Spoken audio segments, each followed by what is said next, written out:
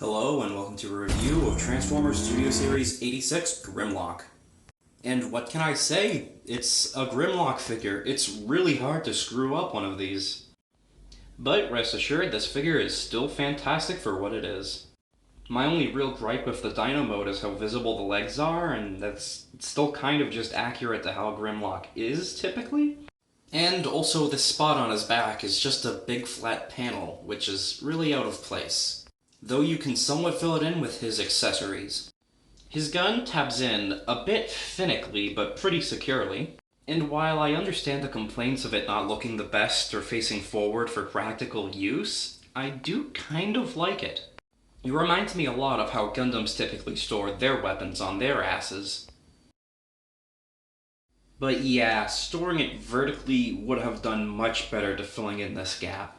Additionally, he also has Wheelie, and I don't care what you think of Wheelie, this is cool. This makes for great display of the figure in both modes. How dare you whine about this? Yeah, it doesn't transform or articulate all that well, but it's just supposed to do this, and it does it well. And while I'm not personally griped about this figure is pretty inaccurate.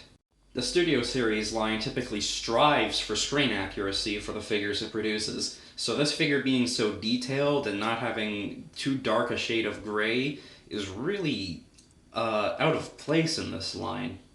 Normally, when we get an inaccurate figure, it's because it's based on concept art. It's not a completed design yet.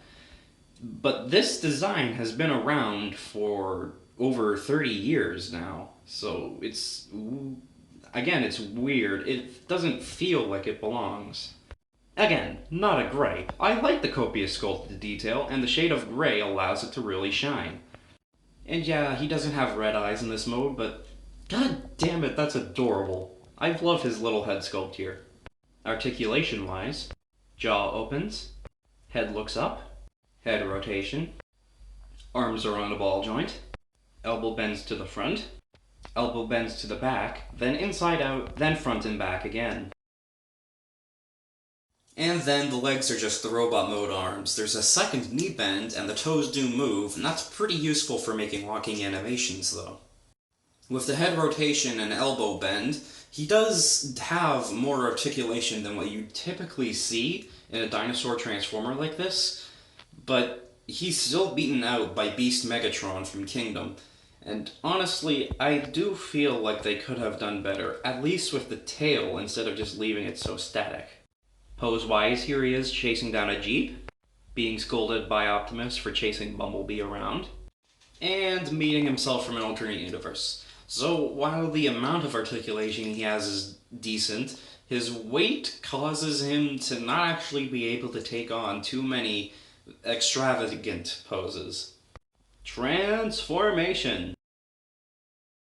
Flipping the head back is the first step, which is a nice nod to the cartoon, and it's one of the unique things this figure does. Nicely done! Split and unhinge the dino chest. And pause to take in the copious sculpted detail on the inside here. You only ever see this when this figure is transforming. It's nice attention to detail, but also kind of wasted, because again, you only see this when you're transforming it. Flip the robot mode head out. Untab and swing around the chest before locking it into its robot mode position. Split the tail. Rotate out these bits. Rotate in the tips of the tails into the inside of those. Rotate down the legs, the knee should clip into place, and there's an automatic sliding bar in there that maybe keep an eye on in case of wear and tear. Fold these bits back up to the legs, and rotate the heels up. Lastly, fold out the hands and you're done. Transformation on Grimlock is extremely simple and intuitive. He's fun to transform, though it is all in specific steps. You have to bring the robot mode out pretty early in the transformation, which is a bit bothersome for me because I animate. Otherwise, this figure is awesome! Again, it's hard to fuck up a Grimlock, and they definitely didn't do it here. Though, the thing on the chest maybe is a bit too cloudy to see the Autobot logo. And while the tail disappears into the legs pretty cleverly, he does still have all the typical Grimlock kibble. This is typically what Grimlock has, but you can still feel right to not like it because it is still kibble. He's a Transformer though. This is what he does. He's got all these bits on his back. It's fine. Though, and this is where it gets really weird, he has full siege port compatibility to combine with weaponizers like COG. Why? This is a Studio Series figure, not a War for Cybertron figure. Why does he do this? The surface detail and accuracy still follows the line that it did in Dyno Mode.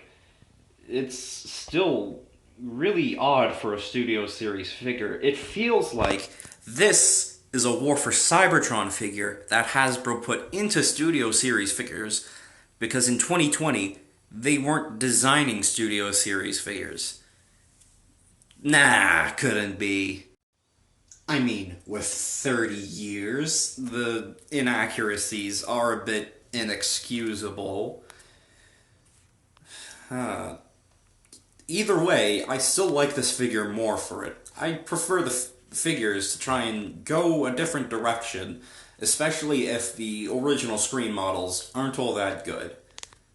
But yeah, this figure absolutely is a War for Cybertron figure. There's no denial in that.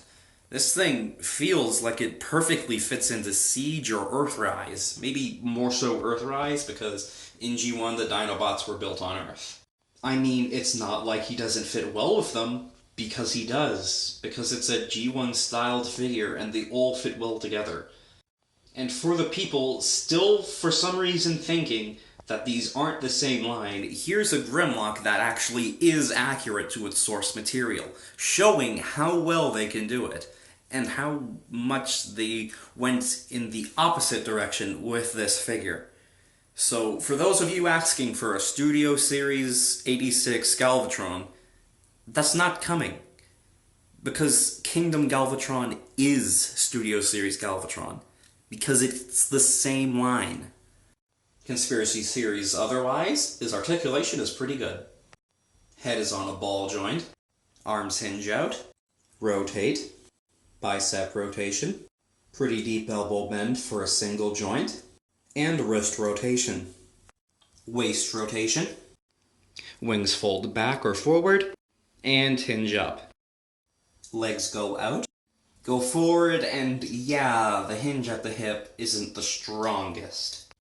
Thigh rotation, knee bend, ankle tilts, and then heel movements. Grimlock's got all the articulation you could really ask for in a War for Cybertron figure, and he's pretty damn good for his size and for his price. He can stand heroically with his gun, pointing and shooting, that pose, calmly debating with Optimus about why he should be later, and meeting his alternate self, part 2. Rest assured, Grimlock looks even better posed when you bring in his little buddy Wheelie. And yeah, I like this. This is cute. It's about time we got something like this with a Grimlock figure. It's what makes this one stand out. Should he have come with a sword, though? Nah. Grimlock being the Hulk of the Transformers series is more likely to use his fists than a clumsy sword or a complicated gun. And if you really hate this little piece of shit, the Slingshot is compatible with core figures like Rat Trap. Overall, I do think Grimlock is a worthwhile purchase, but if you're debating between him and Beast Megatron, absolutely go for Beast Megatron. While this is good for a Grimlock, Megatron was amazing for what he was. I've been Nexus 8 for 6, and until next time, roll out.